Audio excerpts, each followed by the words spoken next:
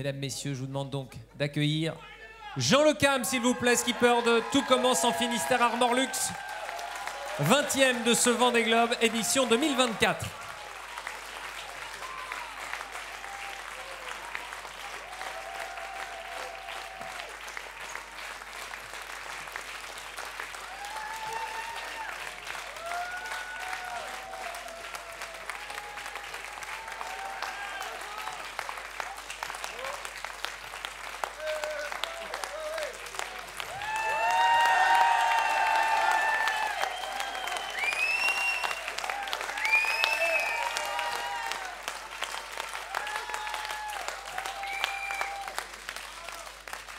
Bon, bah, je crois que ça va être rapide. Clac, clac, clac, et puis c'est tout. Avant ça, tout de même, Jean, et je vais te laisser t'asseoir ou rester debout, c'est toi qui décides. Vous allez pouvoir l'applaudir encore une fois, s'il vous plaît.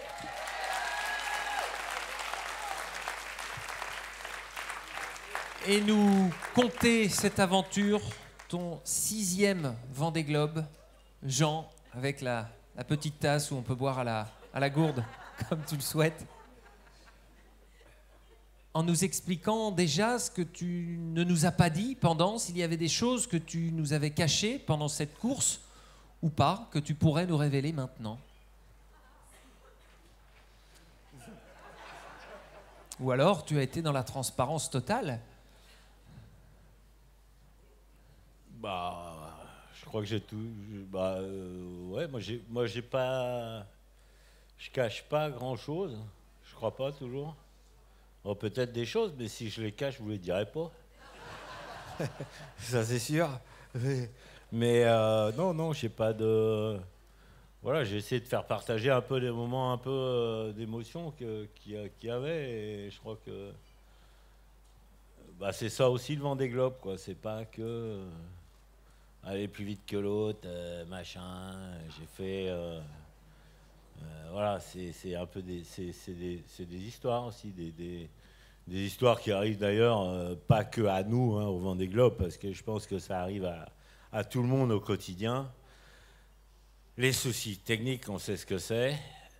La technique, tout le monde s'en fout, mais le problème, c'est que sans la technique, tout est technique. Donc, l'art, la peinture, les machins, tout ça, c'est de la technique.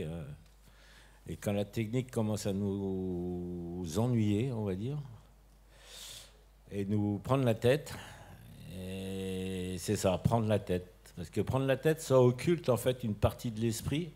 Et pendant que cette partie de la tête est occupée, elle occulte le reste. Et ça, c'est dangereux parce que c'est comme ça qu'on oublie souvent l'essentiel. Quand les choses, vous savez, moi je dis toujours, les emmerdes, ça vole en escadrille. Et pourquoi les emmerdes, ça vole en escadrille? Parce que t'as un emmerde. T'as crevé ton pneu sur la route. T'arrêtes ta bagnole sur le côté. Ta femme t'engueule parce que je sais pas ce que t'as pas fait de bien, mais bon. Ensuite, après, il y a toujours un truc qui va en plus se rajouter, et puis ça va finir en catastrophe. Bon, je dis pas que l'autre qui ouvre la porte, le gamin qui ouvre la portière derrière et puis que la voiture lui arrache le bras, mais ce que je veux dire, c'est que bon, il y a des, voilà, c'est pour vous dire que moi j'évite toujours, quand j'ai un emmerde, et là j'en ai eu quelques-uns, d'essayer de me dire toujours, attends Jean, doucement, réfléchis, là t'as un emmerde, mais sache qu'une chose, si cet emmerde-là, il va te créer une multitude d'emmerdes derrière, on va essayer de stopper la fuite en avant des emmerdes. Et donc voilà, quoi. Je sais pas pourquoi je vous raconte ça, d'ailleurs.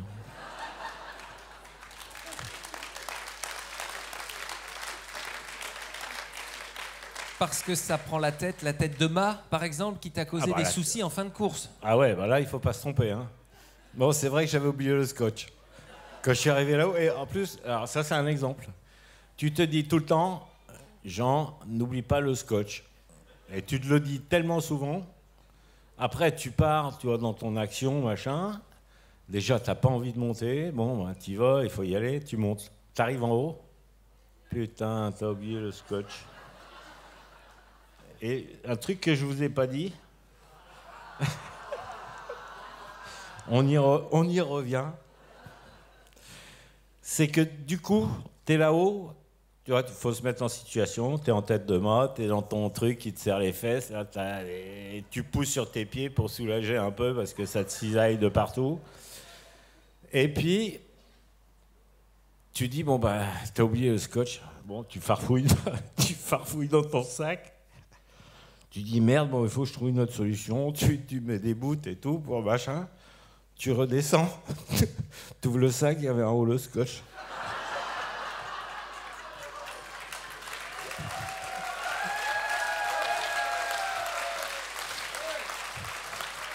Mais comme quoi, tout ce qu'on est foutu, et ça arrive souvent, ça. T'es persuadé d'un truc, si tu veux, que tu te mets toujours en faute. Je sais pas pourquoi, tu te dis, bon, bah voilà, t'es qu'un con, t'as oublié ton scotch. Mais parce que t'es persuadé que t'as oublié ton scotch, alors que tu l'as déjà mis, mais ça arrive tout le temps. Et comme quoi, ça arrive à tout le monde. Hein. Donc voilà. Un truc que je vous avais pas dit. Ouaf. Il y avait donc quelques secrets. Conférence si je de réponds presse. pas aux questions, j'ai une péno. Attention. C'est une conférence de presse. Si vous souhaitez poser des questions, les journalistes, on vous passe le micro. En Zoom également. Jean, la notion de partage, cette image aussi avec Benjamin Ferré qui vient te saluer sur ton bateau.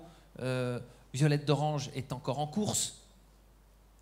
Tu as échangé avec Benjamin au moment où il avait des soucis lui aussi de bricolage pendant la course.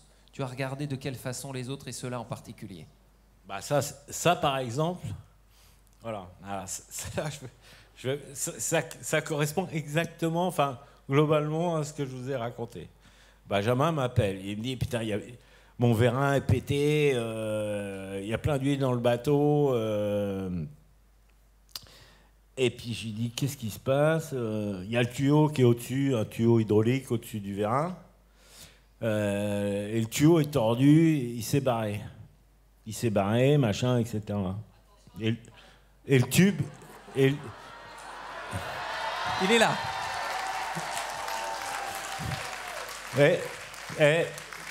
Benjamin, de toutes les manières, quand tu dis les choses vraies, tu es inattaquable. Le problème, si tu veux, c'est quand tu commences à mentir, ou là tu commences à rentrer dans un engrenage où il faut que tu te caches et que tu remettes une couche de mensonge sur le mensonge, et là ça l'amène à la catastrophe totale. Mais là, je ne risque rien. Et donc ce tuyau il me dit le tuyau est tordu. Et puis à un moment, je comprenais pas pourquoi le truc et machin. Et puis à un moment, quand j'avais été chez Hydro-M pour notre vérin de notre bateau, et puis j'avais vu le vérin de Benjamin qui était là-bas. Et puis après, je rappelle à Benjamin, mais tu sais, le tuyau, il est peut-être tordu d'origine. Et il me dit, je vais regarder les photos. Et son tuyau était tordu d'origine. Et donc, il voulait le détordre. Comme quoi, la morale de tout ça, c'est que de temps en temps, il faut accepter les choses tordues.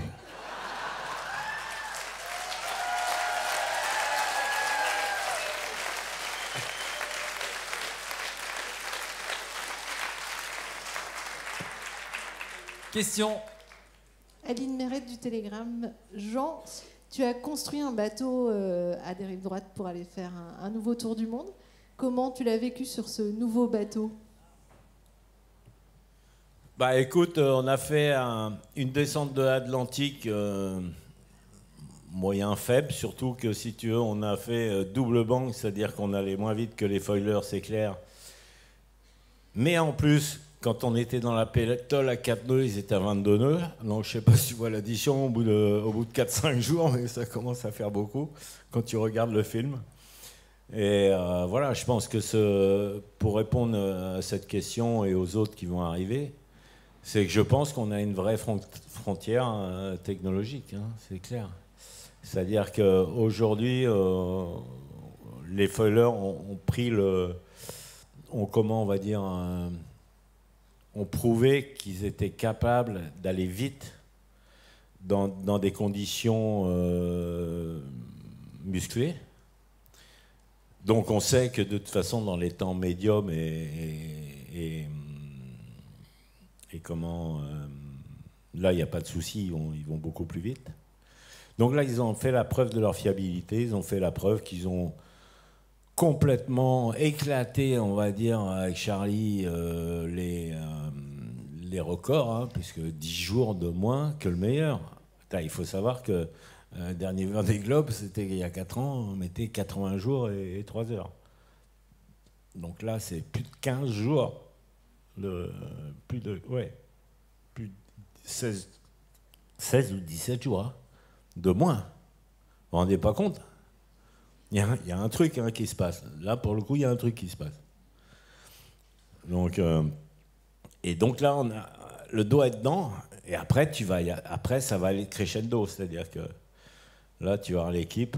C'est vrai que Camas qui annonce qu'il va faire un bateau qui va aller... parce qu'aujourd'hui, par exemple, les bateaux, je n'ai pas les chiffres actuels, je vais vous faire un petit... c'est que les bateaux actuels, on a mis des foils sur des coques. Et la version d'après, c'est qu'on va mettre une coque sur des foils. Non, mais c'est pas pareil. Alors, tous les bateaux que vous voyez là, terminé. Déjà, on voit bien entre les nouvelles générations et le bateau d'Isabelle ou autre, il y a un monstre d'écart. On est dans une caricature du pauvre qui est le plus pauvre et le riche qui est le plus riche. C'est une image de notre société. Mais dans le futur, c'est sûr que là, ça va être extravagant. C'est-à-dire qu'aujourd'hui, sur la Coupe América, ils vont 4 fois la vitesse du vent. Peut-être, oui, si, pas loin. Donc, par exemple, à 10 nœuds de vent, ils vont aller à 40 nœuds. Ici, aujourd'hui, on va dire, à 12 nœuds de vent, ils peuvent aller à 20 nœuds. Ce qui est énorme. Parce que nous, à 12 nœuds de vent, on va à 13. Mais avec 12 nœuds de vent, dans 4 ans ou dans 8 ans, on va aller à 30 nœuds. Donc ça veut dire que tout change. C'est-à-dire que les prochains Vendée Globe, ça va être d'abord timing 50 jours. Et puis je pense que cette édition a prouvé ces écarts énormes qui sont dus effectivement à des problèmes météorologiques, mais pas que. Donc, et on a bien vu aussi que le public, pour s'y retrouver, a fait une catégorie bateau à dérive. Et bravo Benjamin, qui est le grand vainqueur.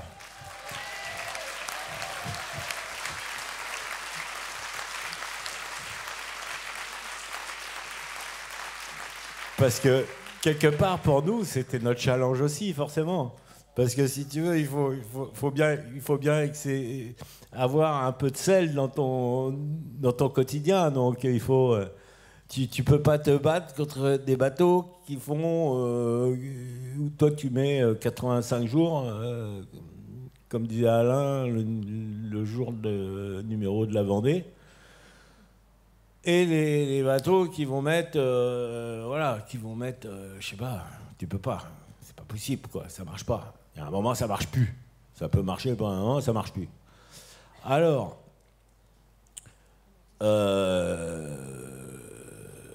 une fois qu'on a dit ça, je fais une proposition à Alain Leboeuf et toute l'équipe de la Vendée pour dans 4 ans. Alors j'ai bien réfléchi. Parce que, du coup, en termes de bon politique que je suis, il faut satisfaire le maximum de personnes. Alors, après, une fois qu'on a écrit les choses, après, bon, une fois qu'on a décidé qu'on allait faire, il faut le faire. Et on se donne les moyens de le faire. Donc, moi, je propose, pour 2028, une ouverture à 50 bateaux, 30 bateaux à foil et 20 à dérive. Donc tout le monde va être content. Et je vais vous dire, parce que les bateaux à foil, ils vont être contents parce qu'ils en auront 5 de plus, admettons. Parce que là, on était 40. Hein, je prends le schéma actuel, aujourd'hui, on était 40, il y avait 15 et 25. Et là, on rajoute 5 d'un côté, 5 de l'autre. Et après, au niveau de l'organisation de la place, on va trouver des solutions. D'ailleurs, Alain Leboeuf, qui est là, il me dit, bah oui, on va trouver des solutions. Forcément, parce qu'on a une problématique, il faut qu'on trouve des solutions. Je ne sais pas si vous êtes d'accord, parce que sinon on ne va pas s'en sortir. Hein. Si on commence à dire que ce n'est pas possible avant de commencer, ça ne va pas aller. Donc voilà, j'ai répondu à la question. Ça, c'était pour anticiper en fait les autres questions que tu allais poser. Comme ça, j'ai évité le timing de poser la question. Donc, j'ai répondu un peu globalement. Virginie Bachelier, Journal Ouest France. Je rebondis sur cette réponse et pour compléter la question d'Aline, ça veut dire que si Alain Leboeuf réussit à faire ce que vous lui demandez, vous êtes là dans 4 ans, ou alors vous continuez à parrainer, à apprendre, à transmettre aussi, comme vous avez fait à Benjamin et Violette. Ah bah de toute façon, oui, ça c'est sûr qu'on va continuer à transmettre, à partager surtout, parce que la transmission n'est pas que... J'aime pas le mot transmission, parce que la transmission, ça veut dire que c'est que dans un sens, alors que le partage, c'est dans les deux sens. Et parce que c'est pas parce que...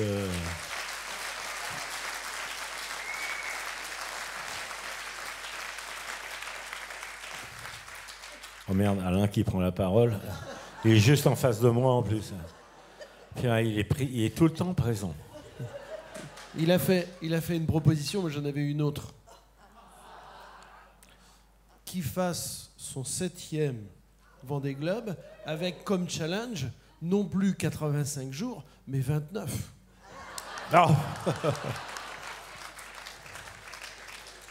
Ah, ils ont quand même la manière de botter en touche, hein.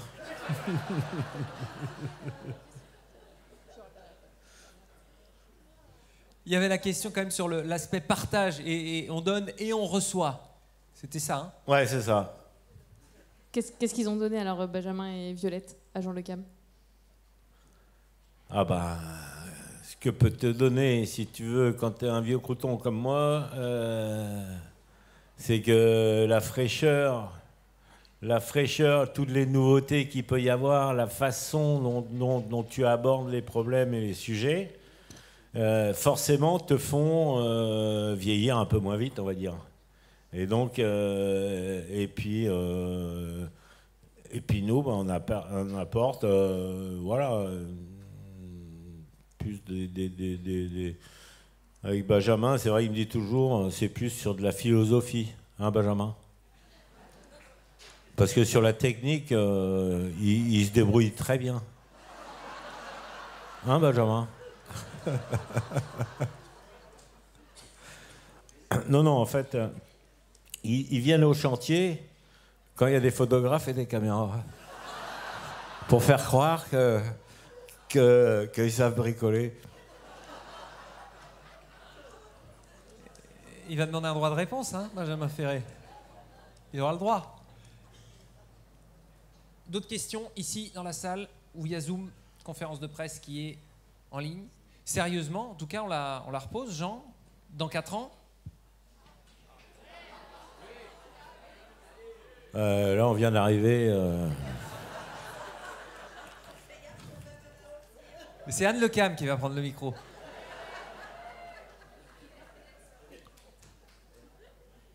n'aura pas de réponse. Oui. Oui. Jean, Philippe Joubin, Ouest France. Tu as l'air particulièrement en forme, physiquement. Comment tu as vécu ce nouveau Vendée Globe ?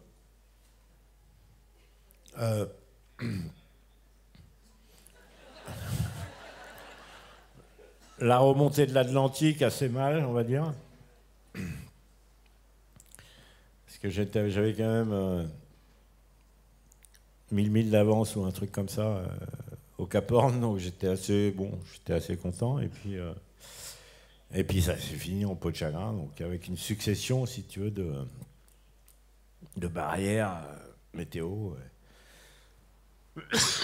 Donc ça, c'était pas terrible. Bon, cette nuit, j'ai réussi à conserver ma place devant Juan Carlo, avec des péripéties diverses et variées qu'on a eues à l'arrivée ici, avec des bascules de vent de 50 degrés. Et c'était assez chaud. Et puis, le Pacifique, ça a été assez tranquille, le Pacifique. Hein. Enfin, pour nous, hein, parce que tu peux pas parler, en fait. Les tours du monde, ça dépend vraiment de là où tu es, à quel moment, à quelle vitesse tu fais. C'est-à-dire que quand les foilers comme Charlie, ils disent que eux, ça s'est passé vraiment comme une lettre à la poste, c'est ce qu'ils disent toujours. Mais en fait, quand tu vas à la vitesse d'un événement, quand tu peux garder un front chaud et quasiment à la vitesse d'un front chaud, hein, ce que font les multicoques, là, tu as de la mer plate tout le temps. Tu te fais pas rattraper par le front froid. Et là, tu peux allumer grave, quoi. Et ça, c'est cette frontière-là. C'est vous voyez, l'événement, vous pouvez aller aussi vite que l'événement. Donc vous maîtrisez l'événement. Si vous allez plus vite, c'est encore mieux. Par contre, si l'événement vous dépasse, vous subissez. T'as le rouleau compresseur derrière. Si toi tu vas plus vite que lui, tu le regardes dans ton rétro, tout va bien. Si toi tu es devant et qu'il va plus vite que toi, là pour le coup, c'est pas la même histoire. Parce que là, il faut se barrer à droite, à gauche pour pas se faire écraser. On voit un peu l'image du train de dépression, et donc c'est une vraie réalité. Hein. Et donc, pour répondre à la question, tu arrives plus frais que d'autres éditions ? Comment ? Et donc, pour finir de répondre à la question, tu arrives ici plus frais que d'autres participations au Vendée Globe ? En comparaison ? Dans quel état ? Mieux que le dernier, je crois. Hein. Moi, le dernier, c'était... le dernier avec le bateau cassé et tout, c'était quand même très, très... Bon, il y a 3 jours, là, quand même, on revient des Açores avec 2 riz dans la grand voile, J3. C'était quand même pas très confortable, on va dire. Là, on a eu la chance d'avoir une nuit avec la lune qui te réconcilie avec la vie. Le bateau sur mer plate qui glisse, la lune. Bon, les bascules devant, à la con, on va oublier. On va garder que ce qui est bien. Et puis, pas de mer, etc. Là, pour le coup, c'était magique, quoi. Donc voilà, quoi. Question de Jérôme Val, Radio France, sur le Zoom, via le Zoom. Est-ce que tu t'es éclaté sur ce nouveau tour du monde ? Plus de plaisir, beaucoup de plaisir ou des moments de ras-le-bol ? Ça, c'est à chaque fois pareil. Hein. Celui qui dit qu'il n'a jamais eu ras-le-bol sur un Vendée Globe, alors là, pour le coup, il y a des menteurs sur Terre, mais là c'est sûr, hein, parce que c'est vrai que c'est bien quand ça s'arrête aussi. Hein. Et là, quand vous êtes monté 3 fois dans le mât, que tu regardes en haut du mât, tu te dis, putain, je veux pas y aller, il faut que tu y ailles, et puis c'est tout. Bon, t'es content quand t'es redescendu, quoi, tu vois. Donc ça veut bien dire que c'est pas que...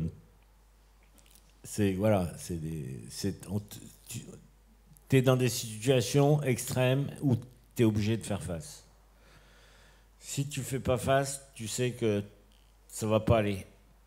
Et donc, tu es content, quelque part, une fois que tu as terminé, toi, là, quand je prends mon épisode, là, monter dans le mât, descendre dans le mât, machin, etc., l'été a changé, après, il y a l'autre truc qui pète, le génac dans l'eau. Alors, un petit génac dans l'eau, ça fait quand même... le Frau, il doit faire 130 mètres carrés. Donc, je prends, par exemple... Alors, je me dis comment je veux le virer de la flotte, là, le truc. Alors, j'ai foutu une drisse sur le point d'un mur. J'ai choqué, j'ai repris la drisse. Alors, vous avez le génac qui est dans l'eau, qui pend dans l'eau, ça qui traîne et tout, le bateau qui freine et tout. Et à un moment, forcément... le génac, il sort de l'eau. Et là, c'est un cerf-volant de 130 mètres carrés qui se balade derrière le bateau. Et j'ai voulu faire une vidéo. Et j'ai appuyé sur le... J'ai pas fait le bon clac, clac, clac. Et le truc qui se balade comme ça, bah d'ailleurs, parce que je pense que Benjamin, on a eu les mêmes soucis. Là, pour le coup, on va partager. Y a-t-il une autre question, une dernière question ici? Oui, non. Des nouvelles d'Albert, demande madame. Albert, Albert, il est parti le matin. Et c'est vrai que c'était un moment assez fort. Hein. Il était devant, il pouvait pas comment. Je lui ai amené de l'eau. Après, dans la nuit, je suis allé le voir. Et puis là, j'ai vu une boule noire. Oh, j'ai dit, putain, il est mort. Voilà. Et puis là, il bouge. Oh, je dis, bon. Après, il est venu sur la casquette. Et le lendemain matin, mais il bougeait pas. Il restait vraiment sur l'avant du bateau et tout. Hein. Et le matin, j'étais dans le cockpit, boire mon café, etc. Et là, je vois Albert, derrière le bateau. Eh ben, il est venu me dire au revoir. Et me dire merci de l'avoir hébergé. Et c'est vrai, hein. Vraiment, ça peut être une belle histoire, c'en est une. Et d'ailleurs, comme on adore les belles histoires, c'est ça qui s'est passé.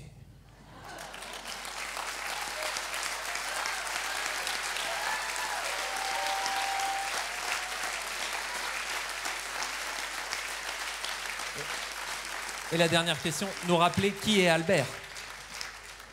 Alors Albert, c'est un oiseau qui s'est posé sur le bateau. Et donc sur les réseaux sociaux, je crois qu'ils ont trouvé le type d'oiseau, etc. Mais il était très beau, Albert. Très, très beau. Je l'ai approché comme ça, hein, de là à là. Je le filmais. Il était vraiment magnifique. Hein.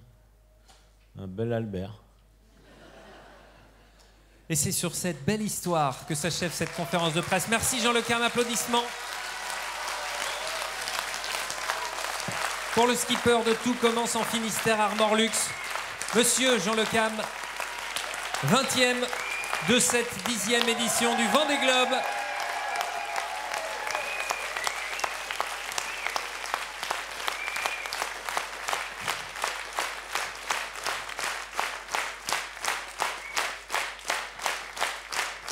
On compte sur vous pour l'applaudir comme il se doit maintenant, mais aussi demain à 18h30 au Skipper Finisher Club.